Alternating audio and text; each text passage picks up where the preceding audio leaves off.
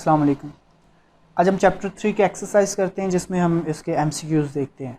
पहला एमसीक्यूज़ है इसका कि जैसे आप देख रहे हैं pressure remaining constant, pressure constant हो, at which temperature the volume of a gas will become twice of what it is at 0 degree centigrade.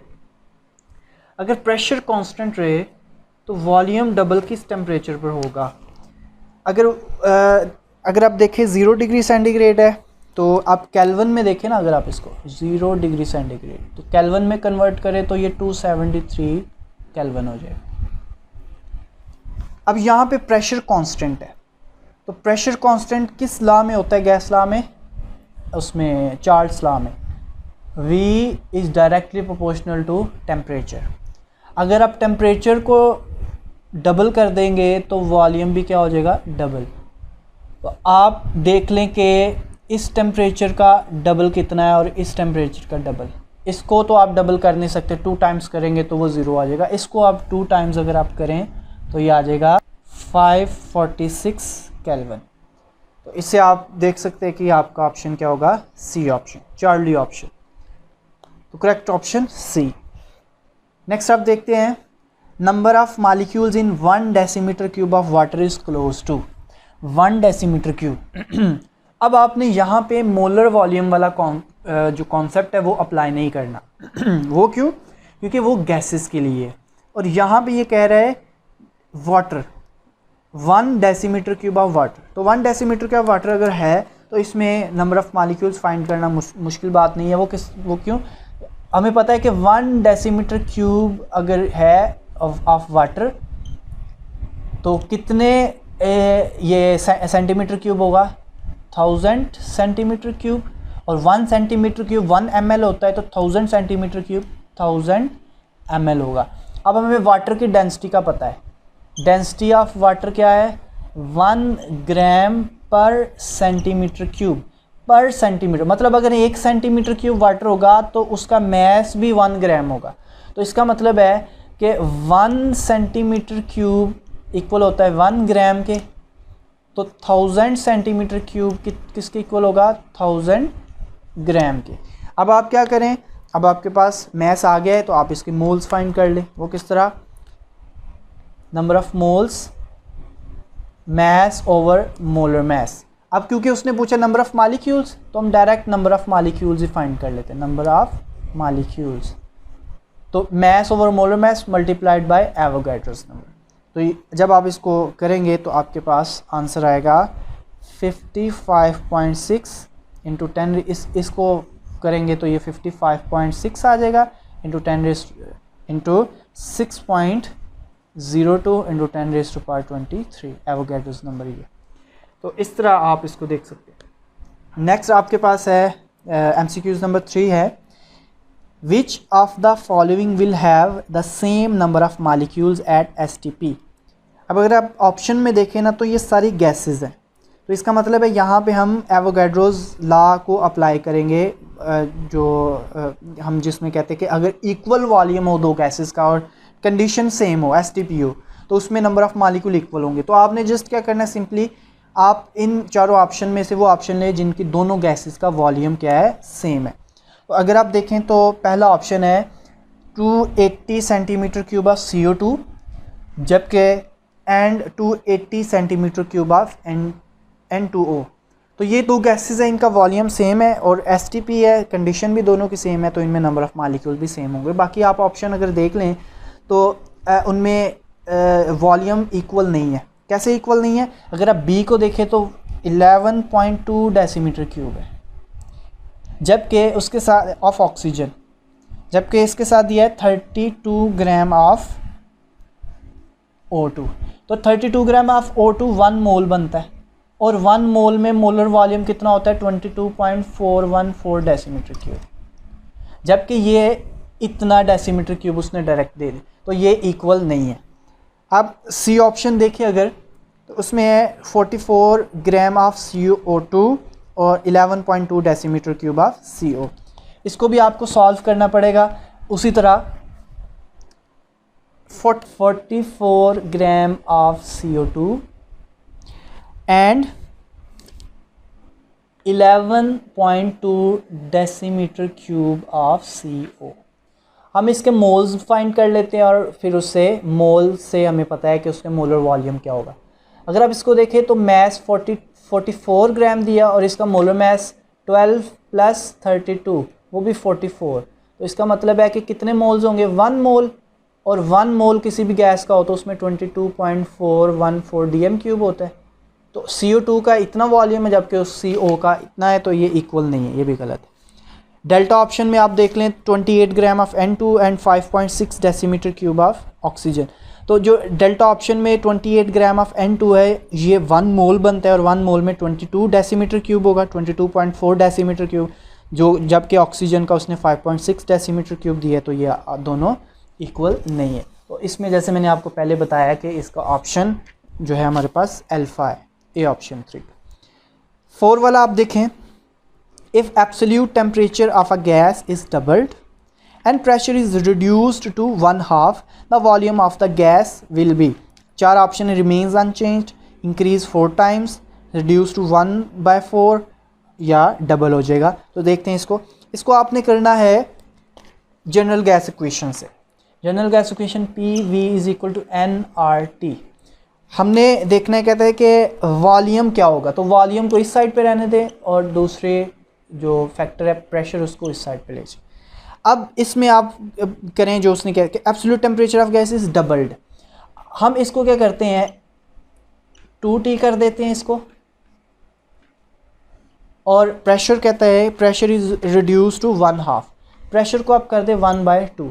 तो इसको प्रेशर को 2 कर दिया और उसको डबल कर दिया। अब इसको करेंगे तो ये ऊपर जाके nRT2 और ये ऊपर जाके ये भी 2 हो जाएगा डिवाइडेड बाय P, तो ये 4। तो इसका मतलब है कि वॉल्यूम जो है वो क्या हो जाएगा, ये nRT/P, तो वॉल्यूम 4 टाइम्स हो जाएगा इसका।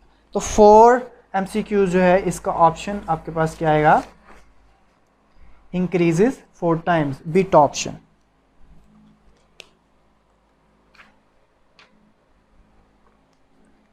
नेक्स्ट 5 वाला MCQs है हमारे पास कि how should the condition be changed to prevent the volume of a given gas from expanding when its mass is increase. कहते हैं हमारे पास एक गैस है, हम उसका मैस इंक्रीज़ करते हैं, तो बताएं हम क्योंकि अगर हम मैस इंक्रीज़ करेंगे ना उसका, तो वॉल्यूम इंक्रीज़ हो जाएगा।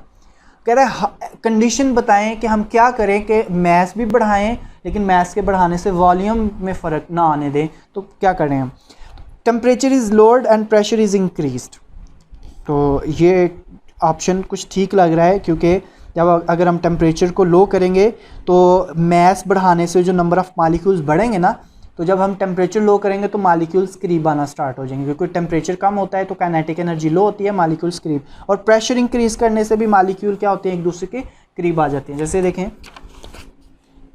अगर हमारे पास एक गैस है, इसमें अगर हम गैस फिल करें, इसका टेम्परेचर लो करेंगे तो मालिक्यूल्स की मोशन कम हो जाएगी, और प्रेशर हाई करने से मालिक्यूल्स एक दूसरे के करीब आ जाएंगे। तो जैसे क्या होगा, बेशक नंबर ऑफ़ मालिक्यूल बढ़ भी जाएँ तो प्रेशर कम करने से वॉल्यूम को हम कम कर देंगे। जो मैस बढ़ाने से जो वॉल्यूम बढ़ा था, हमने प्रेशर को इंक्रीज़ करके उसको क्या कर दिया, कम कर दिया। बाकी ऑप्शन देख लें, मे बी इससे बेहतर हो। Temperature is increase and pressure is lowered, ये तो बिल्कुल गलत है। Temperature and pressure both are lowered, ये भी बिल्कुल गलत है, क्योंकि प्रेशर को इंक्रीज़ करेंगे तो वॉल्यूम डिक्रीज़ होगा। Temperature and pressure both are increase, तो ये ऑप्शन भी बिल्कुल गलत है।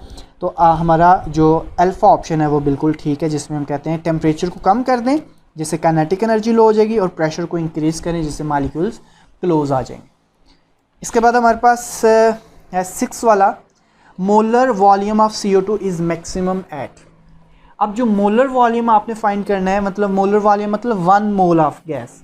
तो आपके पास उसने आपको कंडीशंस दी हैं 4, तो मोलर वॉल्यूम आपने फाइंड करना है, तो PV = nRT, V फाइंड करना है nRT/P। अब N सब का 1 होगा, क्योंकि उसने कहा है मोलर, सब का 1 मोल का बताएं वॉल्यूम कितना होगा मोलर वॉल्यूम। R कांस्टेंट होता है, और 2 चीज़ें चाहिए हमें, टेम्परेचर और प्रेशर, और वो सब में उसने दी है। STP की भी उसने कंडीशन दी है। STP पे क्या होता है, टेम्परेचर कितना होता है 0 डिग्री सेंटीग्रेड, या कह लें 270 273 केल्विन डिवाइडेड बाय प्रेशर कितना होता है इसमें, अगर आप, क्योंकि ये सब में इसकी वैल्यू सेम होगी तो आप जस्ट टेम्परेचर और प्रेशर की वैल्यू को पुट करके देखिए। और इसमें प्रेशर कितना होता है 1 atm, तो 1 पे आप इसको डिवाइड करें तो ऑप्शन आएगा, आंसर आएगा 273। बी ऑप्शन है 127, जब आप इसको केल्विन में चेंज करेंगे, ये अल्फ़ा ऑप्शन है। बीटा अगर आप ऑप्शन देखें तो इसने टेम्परेचर 127 डिग्री सेंटीग्रेड दिया है, आप इसको केल्विन में चेंज करेंगे तो 400 केल्विन आ जाएगा। तो आप टेम्परेचर को डिवाइड कर दे प्रेशर पे एंड 1 atm, तो यहाँ आंसर आएगा 400। सी ऑप्शन में कहता है हमने मोलर वॉल्यूम, तो वॉल्यूम आया ये हमारे पास, ठीक है। अब इसको देखें हम, सी ऑप्शन तो 0 डिग्री सेंटीग्रेड मतलब 273 केल्विन डिवाइडेड बाय 2 atm, तो ये जो है हाफ हो जाएगा, तो 136.5 डेसीमीटर क्यूब कह लें आप।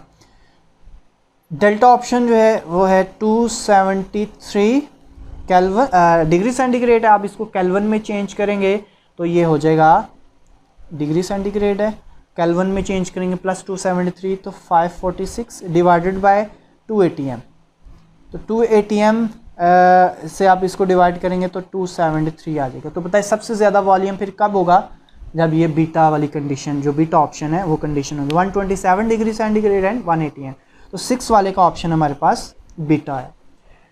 7 वाला जो आपका MCQs है, इसमें कहता है order of rate of diffusion of gases. 4 gases आपको दिए उसने और कहता है बताएं इनमें इनका रेट ऑफ डिफ्यूजन का ऑर्डर क्या होगा। तो इसमें आपने इनके मोलर मैसेज देख लेने हैं। अमोनिया है, SO2, Cl2 एंड CO2। इसका मोलर मैस अगर आप देखें तो 17 आएगा, नाइट्रोजन 14 और हाइड्रोजन 3 17। इसका आप देखें तो 32 सल्फ़र का और 32 ही ऑक्सीजन का, तो 64। अगर आप इसका देखें तो ये 35.5 एक क्लोरीन का और दूसरे का भी 35.5, तो 71 ग्राम पर मोल आ जाएगा। ये मैसेज बता रहा हूँ मैं, इनके मोलर मैसेज। इसी तरह CO2 का आप फाइंड करें तो 12 प्लस 32, तो ये 44 ग्राम पर मोल आ जाएगा इसका मोलर मैस। तो आपने इनका मोलर मैस जिसका सबसे कम है वो हमें पता है, Avogadro's law, sorry Graham's law कहता है कि जिसका मोलर मैस कम होगा उसका रेट ऑफ डिफ्यूजन उतना ज़्यादा होगा। तो इसका मतलब है सबसे ज़्यादा फिर होगा अमोनिया का रेट सबसे ज़्यादा, उससे कम होगा किसका 44 CO2, उससे कम होगा 64 SO2 और सबसे कम होगा Cl2। तो ये ऑप्शन अगर आप देखें तो ये बनेगा आपका बीटा ऑप्शन, जिसमें क्या हम बोलते हैं कि अमोनिया सबसे ज़्यादा, फिर उससे कम CO2, उससे कम SO2 और सबसे कम Cl2 का होगा। ठीक, इसके बाद MCQs है आपका 8 वाला। कहते हैं equal masses of methane and oxygen are mixed in an empty container at 25 degrees है। टेम्परेचर दोनों को हमने सेम दिया और मैस भी दोनों का सेम है। तो कहते हैं बताएं the fraction of total pressure exerted by oxygen. Oxygen कितना प्रेशर एक्सर्ट करे। हम इसके लिए देखते हैं कि हम एक कंटेनर लेते हैं, 25 डिग्री सेंटीग्रेड टेम्परेचर सेम है इनका, इसमें हम इक्वल मैसेज ऐड करते हैं। तो इक्वल मैसेज हम ऐड कर लेते हैं कि ऑक्सीजन, मीथेन जो है और ऑक्सीजन, इसका भी 32 ग्राम ऐड कर लेते हैं और इसका भी 32 ग्राम ऐड कर लेते हैं। ठीक, इसमें अब हम देखते हैं कि दोनों का कितने मोल्स ऐड किए हैं। मैस सेम है तो इसके नंबर ऑफ मोल्स आप बनाएंगे तो 32 मैस और मोलर मैस भी इसका 32 होता है, तो 1 मोल हमने इसका ऐड किया 1 मोल, जबकि इसका मोलर मैस होता है 16 ग्राम पर मोल। तो नंबर ऑफ मोल्स कितने बनेंगे, mass over molar mass 2 moles. इसका मतलब है हमने 2 मोल्स इसके प्लस 1 मोल इसका ऐड किया, तो टोटल मोल्स कितने हो गए 3। तो अब मोल फ्रैक्शन फाइंड कर लें, जिसका मोल फ्रैक्शन जो है वो ज़्यादा होगा वो ज़्यादा प्रेशर एक्सर्ट करेगा। तो इस तरह आप क्या कर सकते हैं, जिस मोल फ्रैक्शन आप फाइंड कर लेंगे तो वही उसका हम बोलेंगे कि ये इसका प्रेशर एक्सर्टेड बाय ऑक्सीजन का फाइंड करना है तो मोल फ्रैक्शन फाइंड करें। CH4 का मोल फ्रैक्शन 2/3, जबकि ऑक्सीजन का मोल फ्रैक्शन क्या होगा, number of moles of oxygen 1 divided by mole fraction 3, total number of moles 3। तो इसका ऑक्सीजन का मोल फ्रैक्शन क्या आ गया 1/3, तो इसका ऑप्शन आपके पास क्या आएगा, अल्फा ऑप्शन 1/3। नेक्स्ट है 9, इसमें कहता है gases deviate from ideal behaviour at high temperature, which of the following is correct for non ideality. तो नॉन आइडियलिटी के लिए फिर करेक्ट ऑप्शन क्या है, अल्फा ऑप्शन है eight high pressure gas molecules move in one direction only. ये तो गलत बात है, मॉलिक्यूल हैपहैज़र्डली रैंडम मोशन करते हैं तो वन डायरेक्शन में मूव नहीं करते। At high pressure collisions between gas molecules are increased manifold, बिल्कुल ऐसी बात नहीं है, हाई प्रेशर होगा तो कोलिजन्स कम हो जाते हैं, मॉलिक्यूल्स एक दूसरे के करीब आ जाते हैं। एट हाई प्रेशर मतलब इस वजह से नॉन आइडियलिटी नहीं होती, जो ऑप्शन अभी तक हमने पढ़े।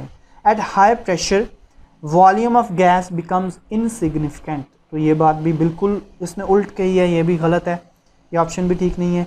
डेल्टा ऑप्शन है eight high pressure intermolecular attractions become significant, तो ये बात ठीक है क्योंकि हमें पता है कि जब हम मॉलिक्यूल्स हैं, जब उन पे प्रेशर हाई करते हैं तो मॉलिक्यूल्स करीब आ जाएंगे। फॉर एग्जांपल हम प्रेशर इंक्रीज़ करते हैं और इसको यहाँ पे ले आते हैं, मॉलिक्यूल करीब आ गए तो अट्रैक्शन इंक्रीज़ हो जाएंगी। और याद रखना है जहाँ पे अट्रैक्शन ज़्यादा होंगी वो उतना ही ज़्यादा नॉन आइडियल होगा, ठीक, ये याद रखना है आपने। इसके बाद 10 वाला MCQs है the deviation of a gas from ideal behaviour is maximum at. Ideality जो है वो हम बोलते हैं कि हाई टेम्परेचर होना चाहिए और लो प्रेशर होना चाहिए, और नॉन आइडियलिटी उसके बिल्कुल उल्ट है। गैस नॉन आइडियलिटी सबसे ज़्यादा तब होगी जब टेम्परेचर लो से लो और प्रेशर हाई से हाई होगा।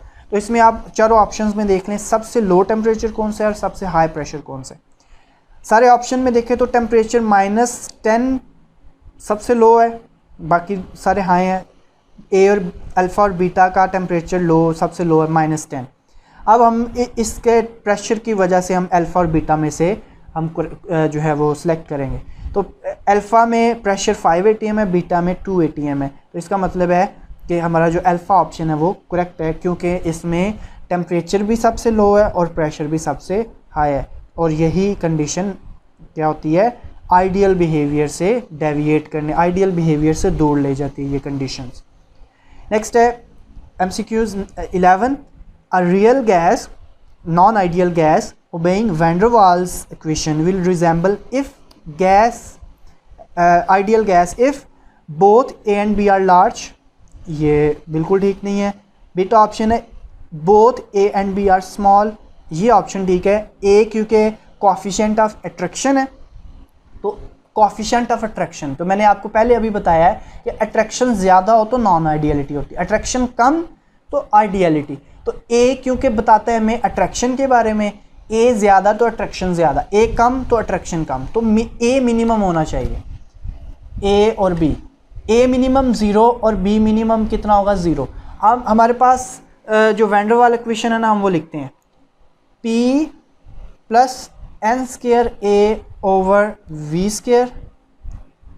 Into v - nb is equal to nRT।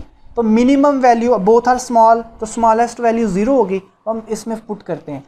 तो A और B, यहाँ पे A पुट करें P + n², A की जगह 0 v² इंटू v - n, इसकी जगह B की जगह 0 इज इक्वल टू nRT। तो ये आप देखेंगे कि ये सारा फैक्टर 0 हो जाएगा P, और यहाँ पे ये फैक्टर 0, तो यहाँ से V is equal to nRT। मतलब कि जब A और B दोनों लोएस्ट थे मिनिमम वैल्यूज़ के लिए, तो उस पर आइडियल गैस भी अप्लाई हो सकती है, तो इसका मतलब है वो गैस आइडियल होगी जब A और B की वैल्यू मिनिमम होती है।